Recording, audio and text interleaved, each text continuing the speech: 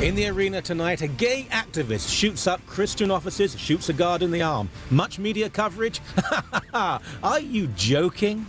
It's Al-Quds Day this weekend and we're really excited. Cake, balloons, Jew killing, dancing, racism and more cake. Oh, great fun.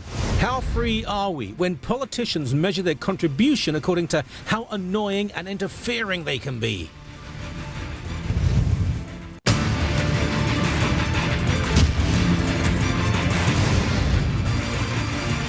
On our return, how free are you? We can't really measure that, but you know what? Government is really interfering when it shouldn't, and we're telling them to go away.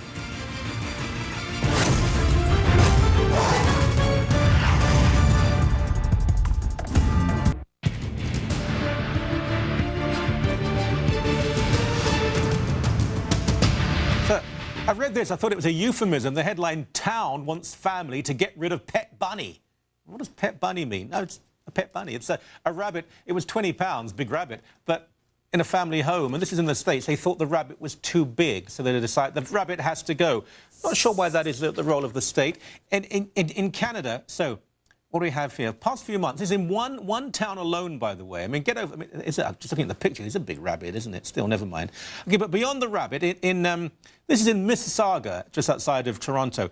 Council wants to ban privately bred cats and dogs, limit access to tanning salons for minors, shark fin products, excessive bird feeders on residential property, that is a big one, and the sale of art supplies to minors because they might use them for graffiti. Paul McKeever, leader of the Freedom Party of Ontario. I'm not a particularly libertarian. It's just bloody common sense. Shut up. Get out of my life. Yeah, I think they're way overreaching. You know, one of the problems, I think, is we put people into power and they sit there having achieved, you know, the greatest number of votes. And then they say, well, everything's been done. They've already passed laws for theft and protecting the property and liberty of everybody. What do?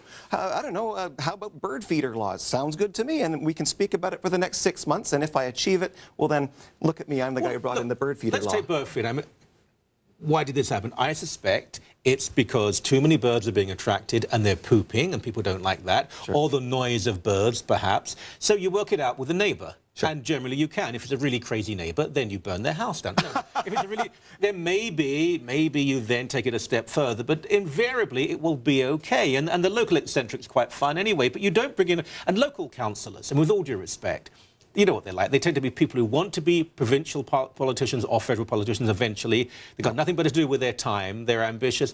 They're not always of the highest level, and they think they're being important here. Well, and another stunning example, I know in Port Perry, the mayor there thought it was her life's ambition to ban squirt guns in the town.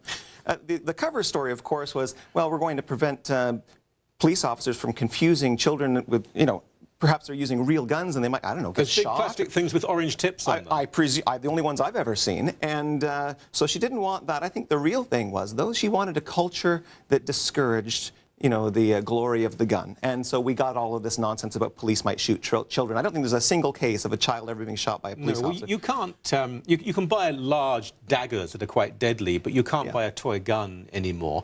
I remember when I was a kid, some of the things you would buy in the stores, these pretend guns. My golly, you know, Birkenstock liberal today would have a heart attack if you. But it is a culture that's developed in recent years, and I think it is fairly modern. This notion that as individuals we can't quite cope. We have to get a lot of help. And it begins fairly innocuously. Well, you should wear a belt in the car. Yeah, you should, but it is my decision. To smoking might not be a great thing in this area. And then suddenly you're being told what to do. Well, and in some of the cases this is the result of previous decisions. So, for example, healthcare, we said, well, let's make sure that everybody has healthcare. We'll tax fund it. The result was there's endless demand for limited supply, and so we end up passing more and more laws, seatbelt laws, helmet laws, don't eat fatty foods, don't smoke, make sure the kids eat apples instead of chocolate bars in the school, and the list is never ending of different kinds of interventions the government could do to try and hopefully discourage consumption of healthcare services. So we get ourselves into this, and the more laws we pass, the more laws we have to pass. It's like a never-ending sandcastle of government growth and legislation. Yeah, a lot of people go along with it.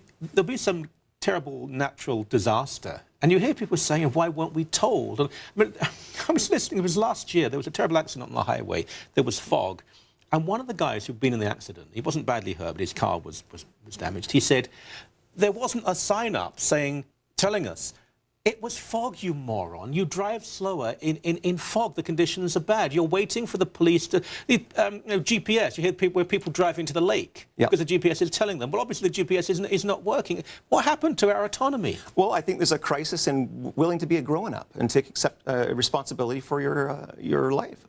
Too much of the... we talk about the nanny state, and really I think that's just the result of having too many people that want to remain in a child state. They vote accordingly. They don't want to be responsible when they're stealing your TV for the fact that they didn't look down to see that you'd recently waxed the floor. And so when they fall down and break their hip, they want to sue you. They were stealing your TV at the time, of course, but they want to sue you for not putting up a sign saying... Let me give you a middle example. All right. Just recently, there's been legislation to say that... I think a lot of this, the difference is, are you an adult or not? Yes. Before you're an adult, we have a right, maybe even a duty, to tell you what to do. But teens who want to go to tanning salons, they won't be allowed to. They have to get parental permission, or actually it might even be completely banned.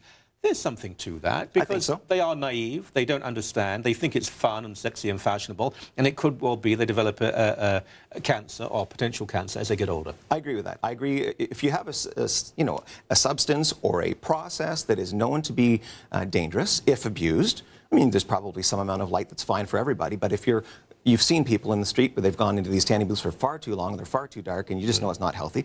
And teens will be susceptible to that. So, yeah, until they reach the age of majority, in other words, the age of reason, then we have to protect them. She's about 47 today, isn't it? the age of reason. Some people I don't think ever reach it. What about drinking laws?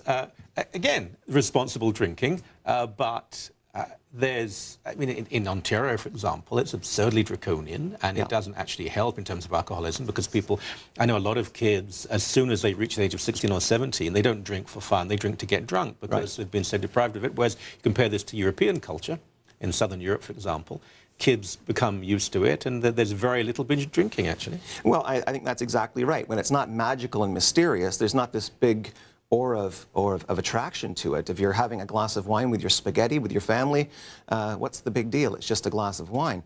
But if you tell people, oh, man, when you hit that magic 19, it's party time, and, well, kids are going to be attracted to overdoing it. And I think you're right about that.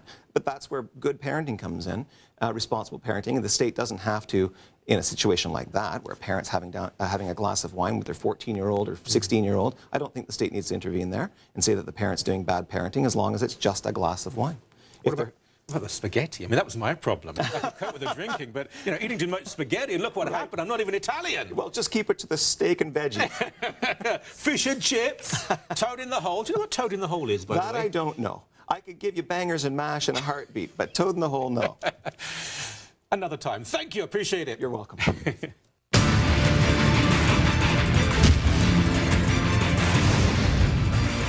When we come back, Coren and McKeever, that hateful attack, that deadly attack in Washington. Why so little publicity? We tell you more